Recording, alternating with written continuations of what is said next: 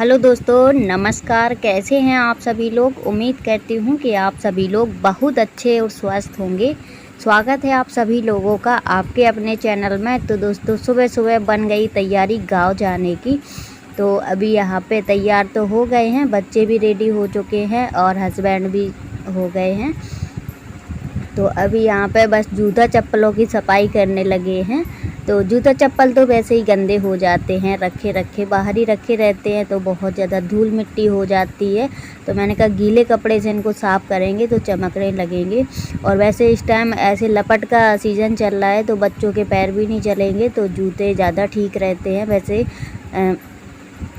अभी जाने वाले नहीं थे, पर शादी भी पड़ रही है। अभी कल ही शादी है और पापा जी को भी दिखवाना है, ससुर जी को, क्योंकि उन्हें बहुत ज़्यादा तकलीफ़ हो गई है अचानक से, बहुत ज़्यादा। हम तो अभी नहीं जा पाए थे क्योंकि हस्बैंड जी एक दिन के लिए गए थे और पापा जी को दवाई दिलवा के वापस आ गए थे, रात में ही घर लौट आए थे।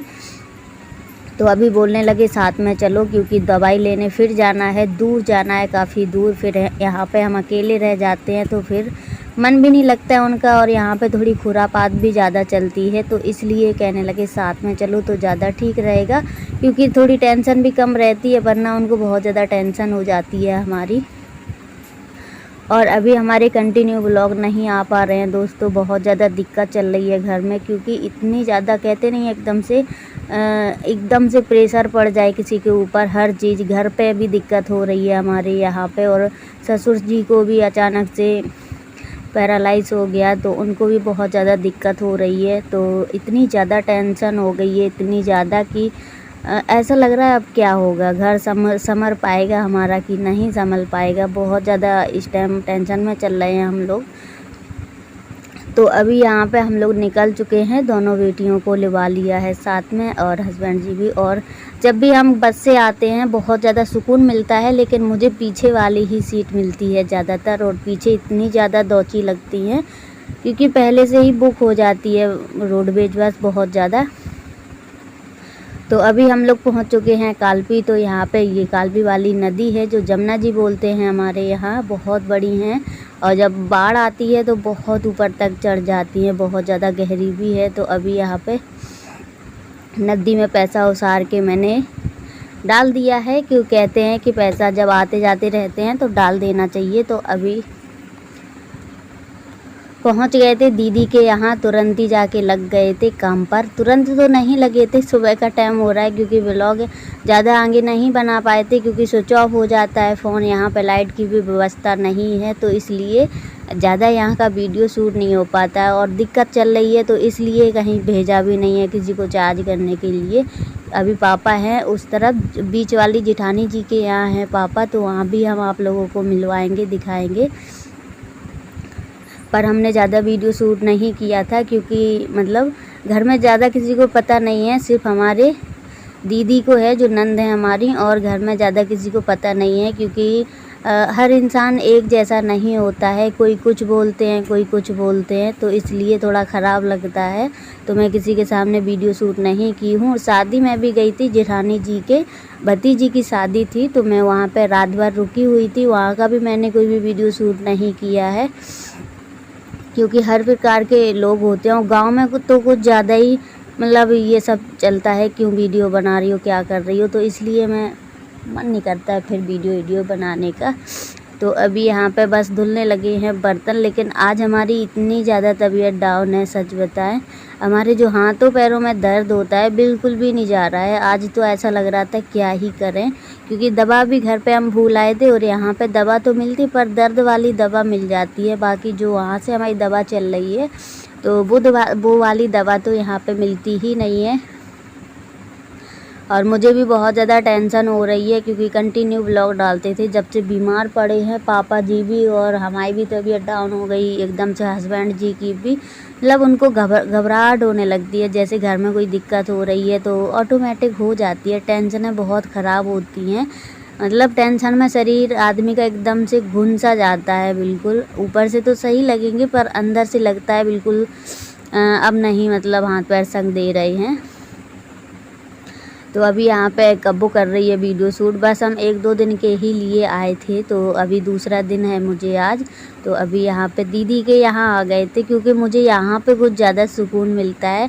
और सच बताएं, आप लोग बुरा ना मानना, कुछ हमें यहाँ पे दीदी के यहाँ इतना ज़्यादा अच्छा लगता है, वहाँ पे नहीं लगता। मैं जेठानी जी के यहाँ बहुत कम जाती हूँ, मैं यहीं पे आके रुकती हूँ जब भी आती हूँ। और कहने को लाइट भी नहीं है और कोई हवा की भी व्यवस्था नहीं है, पर रात में बहुत ठंडी ठंडी हवा लगती है। और हम तो सच बताएं तरस जाते हैं ये हवा खाने के लिए, क्योंकि आप लोगों ने देखा ही होगा जहाँ पे हम रहते हैं तो वहाँ पे एकदम से बंद रहता है, तो ऊब जाते हैं, बच्चे भी बुरी तरह भड़बड़ाते हैं। और यहाँ आके बच्चों की टेंशन भी ख़त्म हो जाती है, मतलब एकदम खुल के खेलते हैं, सभी के साथ खेलेंगे बैठेंगे। तो यहाँ पे बच्चों की भी टेंशन नहीं रहती है, मुझे बिल्कुल पूरे दिन अपना खेल में मस्त रहती हैं। तो अभी यहाँ पे बर्तन सारे धुल चुके हैं और उसके बाद सेकने लगे थे हम रोटियाँ। तो वैसे तो दीदी बोलने लगी कि गैस पे बना लो, पर जब भी हम यहाँ आते हैं तो मुझे चूल्हे की ही रोटी अच्छी लगती है। तो अभी यहाँ पे बस चूल्हे पे ही हम रोटियाँ सेकने लगे थे। और सब्जी दीदी ने बना ली थी सुबह गैस पर, तो मैंने कहा दीदी रोटियाँ हम सेक लेते हैं, चूल्हे पर ही बनाएंगे। तो चूल्हे की रोटी बहुत अच्छी सौंधी सौंधी महकती हैं। तो अभी यहाँ पे अम्मा नहीं है, क्योंकि अम्मा है पापा के पास। तो पापा के पास से मैं सुबह यहाँ पे चली आई थी और फिर वापस हम आ चुके हैं, मतलब अपने बीच वाली जिठानी जी हैं जो हमारी, उनके यहाँ आ गए हैं। और वो अभी नहीं आई हैं, क्योंकि वो हैं शादी में, जो हमने बताया था उनके भतीजी की शादी है। पर मैं लौट आई थी रात में ही, 4 बजे रात में मैं आ गई थी। यहीं पे पास में ही रहती हैं, दूर नहीं है, ऐसे ही 10 मिनट की 15 मिनट की रास्ता है बस। तो अभी यहाँ पे पीसने लगे हैं मसाला। तो अम्मा ने चढ़ा दी थी सुबह सुबह दाल मटर की। तो मटर की दाल इतनी ज़्यादा पसंद है मुझे, तो अम्मा पूछने लगी। मैंने कहा आलू बैंगन तो खाते ही रहते हैं, पर मटर की दाल इतनी अच्छी लगती है। मैं यहाँ पे जब भी आती हूँ तो बस एक ही चीज़ बनवाती हूँ, मटर की दाल अम्मा के हाथ की, वो भी बहुत ज़्यादा अच्छी लगती है। पर अम्मा का तो हाथ टूट चुका है, तो अभी काम नहीं कर पाती हैं वो इस तरीके से। तो मसाला वसाला हमने कहा हम ही अपना कर लेंगे, क्योंकि अभी यहाँ पे कोई नहीं है, मैं हूँ और हमारे दोनों बेटियाँ हैं, हस्बैंड जी हैं। हस्बैंड जी चले गए थे जेठ जी को लुभाने के लिए, फ़ोन आया था उनका।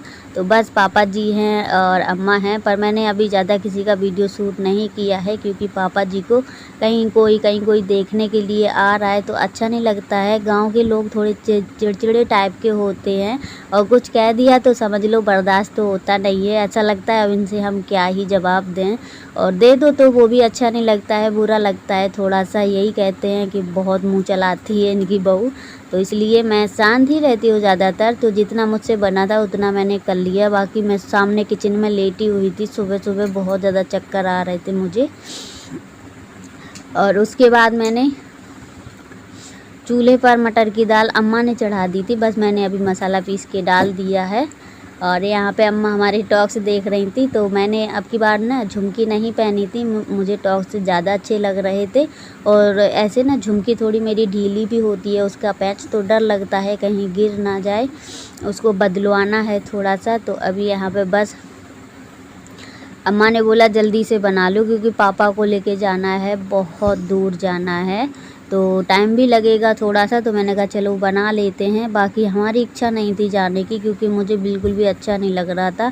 जैसे ही मैं गाड़ी में बैठती हूँ इतनी ज़्यादा मुझे उल्टियाँ आती हैं, मतलब गाड़ी मुझे सूट ही नहीं करती है, बहुत ज़्यादा जी घबराता है हमारा, एकदम से ऐसा लगता है कि गाड़ी से उतर के भाग जाओ। तो अभी यहाँ पे चूल्हा भी नहीं चल रहा था ढंग से। और हस्बैंड जी और बीच वाले जेठ जी हमारे, और जेठ जी का लड़का जो गोलू को आपने देखा होगा कई व्लॉग में, और नेहा को, तो वही दोनों मतलब आ चुके हैं, क्योंकि पापा को लेने जाना है और लेके जाना है। उनको कोई उठा नहीं पाता है, 3 लोग लगते हैं तब उनका, क्योंकि शरीर मतलब उनका भारी है, तो इसलिए एक लोग से तो बिल्कुल भी नहीं संभलते हैं। और सच बताएं उनको बहुत ज़्यादा तकलीफ़ हो रही है। और खाना पीना होने के बाद नहाया धोया, उसके बाद बड़े वाले जेठ जी आ चुके थे, तो बस हम लोग निकल लिए थे। तो यहाँ पे इतनी बड़ी नदी थी, ये इतनी बड़ी नदी थी कि मतलब मैंने कहा थोड़ा सा वीडियो शूट कर लेते हैं, पर पेड़ों के वजह से ना ढंग से वीडियो ही नहीं शूट हो पा रहा था। और सच बताएं, मैंने इतनी लंबी नदी आज दिन तक अपनी लाइफ में नहीं देखी है। और ये गांव भी थोड़ा अजीब टाइप का है, यहाँ भी मैं ज़िंदगी में पहली बार आई हूँ, तो थोड़ा सा अजीब सा लग रहा था मुझे इधर साइड। तो यहाँ पे पापा लेटे हुए हैं, तो इनका एक हाथ, ये जहाँ कब्बू बैठी है ये वाला हाथ, और एक पैर पापा का बिल्कुल झुन पड़ गया है, बिल्कुल भी नहीं उठता है, कैसे भी उंगली नहीं मटकती हैं। तो आप लोग प्लीज़ दुआ ज़रूर करना कि पापा जल्दी से ठीक हो जाए। बाकी हम लोगों की पूरी कोशिश हो रही है कि जल्दी से जल्दी आराम लग जाए। अभी हस्बैंड जी दवा लेने गए थे, तो वहाँ से आराम लग रहा है धीरे धीरे, पर यहाँ पे कहते हैं जल्दी आराम मिल जाता है। पर सब मतलब बेकार चला गया था पैसा।